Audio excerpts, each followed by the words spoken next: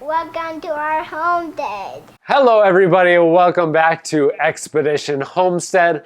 I hope you all are extremely excited for this year's growing season.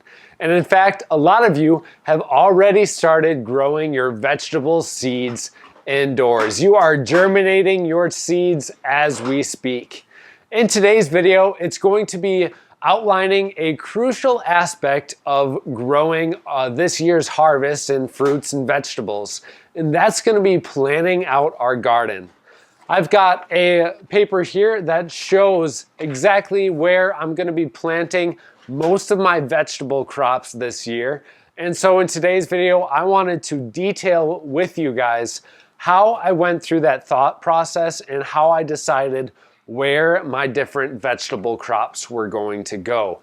Now, all of these vegetable crops are going to be in raised garden beds. So if you have a big, long, in-ground garden that's not part of a raised garden bed, you might be growing your plants a little bit different than I am. But an outline like we're gonna show in today's video is ideal for the small to medium backyard gardener. We have 9 raised garden beds that we built last year, and then we're building a couple of more this year. They are 4 feet by 8 feet, and they are a great size for growing vegetables. I like that they're easy to handle, easy to manage. They were cheap to build, which I will talk about in an upcoming video. And raised garden beds are really helpful when growing just a few vegetable crops here and there where you don't need mass production of vegetables, because it's going to reduce your weeding. It's going to allow you to amend the soil very easily. And it's also very easy to access the garden bed because they're raised up a little bit, hence, them being a raised garden bed. So let's get going. I'll show you guys exactly what I got laid out here. We're going to talk about that right now. Here we have our 9 raised garden beds. We have the north side, east side, south side, and west side. The very first thing that we want to think about when planning out where our vegetables are going to go is garden orientation. If you haven't figured that out yet, I have it listed in a previous video that I made about a week ago, 2 weeks ago. So you want to check that out. Definitely garden orientation is very important. You can see that our rows are going from north to south. The next thing that you want to think about is the height of the plants that you are growing. So if you noticed up on this north side, we have our rows of corn. We have then beans and squash. This is actually called the Three Sisters.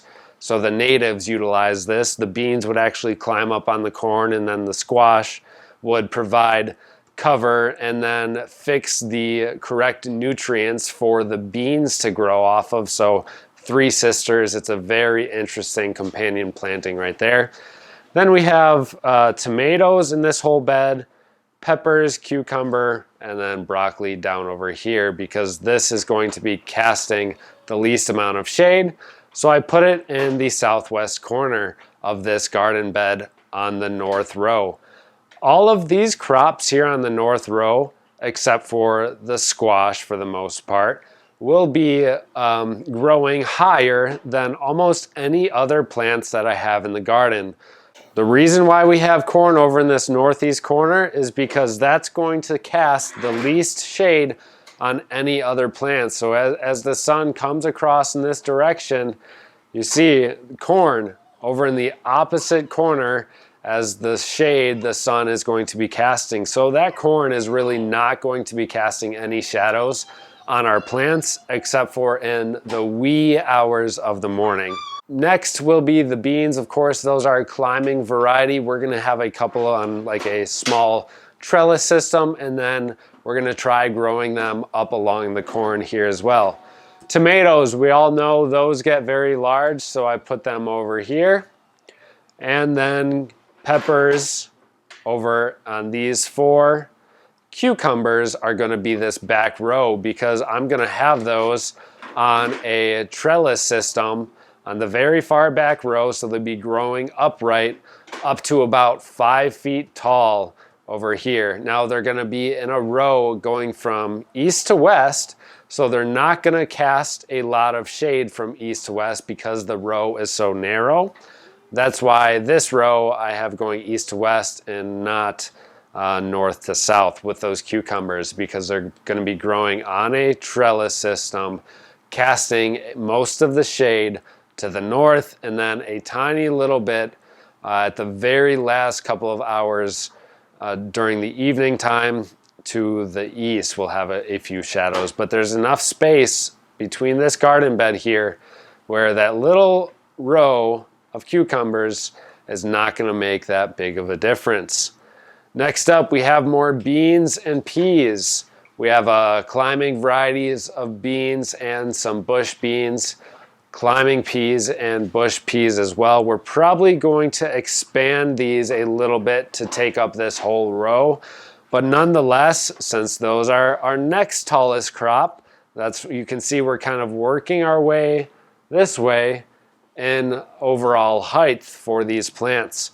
Next up is going to be our kohlrabi rows right here, and then we have a whole garden bed of beets. Again, this might be cut in half, so I'll do half beets, half kohlrabi, and then expand this to be all beans and peas because our kids absolutely love beans and peas, so we might grow a little bit more of those for them.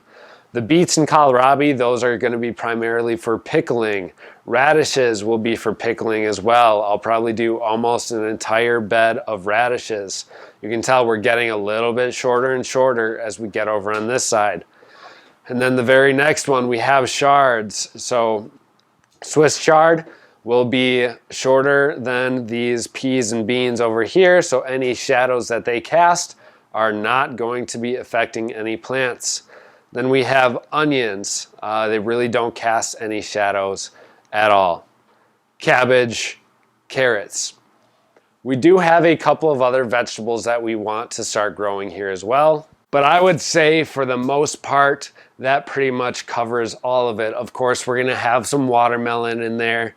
We've got some more squash varieties, and then the different varieties of these crops as well. So we've got different types of radishes, different types of beets.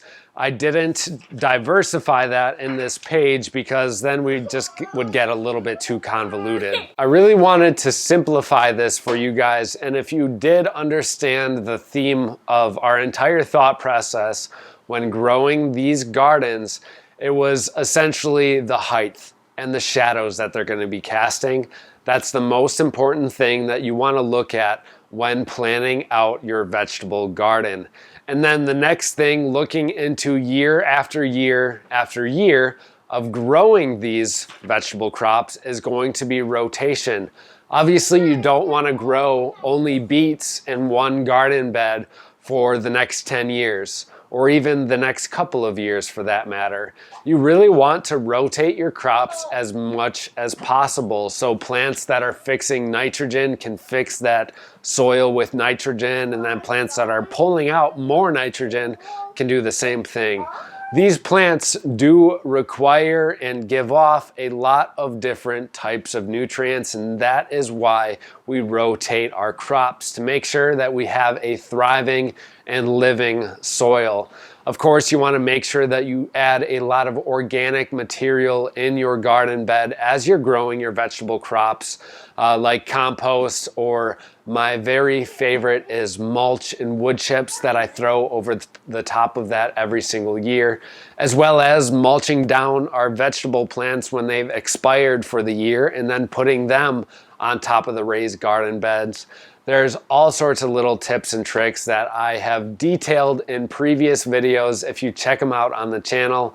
Otherwise, throughout this entire year as we grow, we're going to be doing the same thing as we have in the past. We're going to be making video updates for you guys, showing you exactly what we're doing in the gardens. Another thing, if you haven't noticed, a lot of the beets, radishes, carrots, cabbage, I'm going to be making a lot of fermented vegetables this year, sprinkling in some beans, onions, and chives and herbs with those. mwah, absolutely a delicacy to me. I love fermented vegetables almost more than anything, and then you can store them downstairs for years to come, providing you guys with a great source of nutrients, probiotics, and all of those goodies that you need to stay healthy. So thank you everybody for watching today's video. Stay tuned because you know it is the busy season here in the garden. There's going to be lots of fun and exciting videos coming up. We'll catch you in the next episode.